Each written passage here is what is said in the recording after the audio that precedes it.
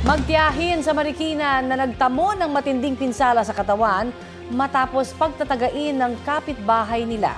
Ang ugat ng krimen, sabi ng pulisya, pag-iiganti raw ng suspect dahil ipinakulong siya noon ng pamilya ng mga biktima. Balita ng ating Gabriel Gonzalez. Pasado alas 8 ng gabi nitong Miyerkules, tinigang sigawan at gulo ng mga residente sa barangay Malanday, Marikina.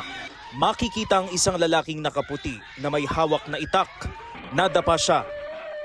Ang lalaki binato ng upuan ng isang residente na kanyang hinabol, bit-bit pa rin ang itak. Bago nito ang lalaking may itak na nagana umano ng 10 taong gulang na batang lalaki at kanyang tiyahin. Matinding pinsala sa ulo ang tinamo ng bata.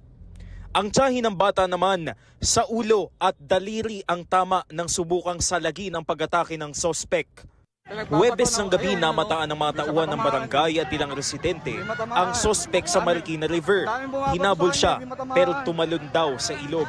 Tinambayan namin yung sa may tabi ng jogging lane, sa may creek. Nung makatunog na yung suspect na nandun kami at nakaabang na kami sa kanya, bigla siyang lumitaw. Pero may dala pa rin siyang itak. Bumalik siya ng ilog. Ayun, nagpa-agos-agos siya hanggang makarating kami doon sa Kalumpang.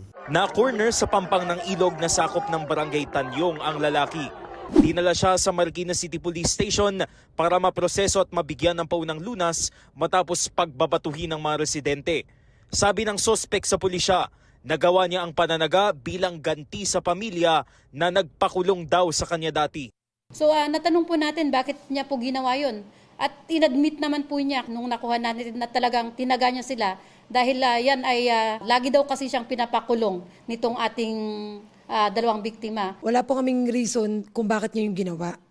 Kasi unang-una po, yung family ko po sa Malanday, last year, pinasok niya po yung bahay with the CCTV camera na kinuha niya po yung cellphone ng pamangkin ko at napakulong po siya ng kapatid ko. Gumagamit umano ng iligal na gamot ang sospek ayon sa pulisya.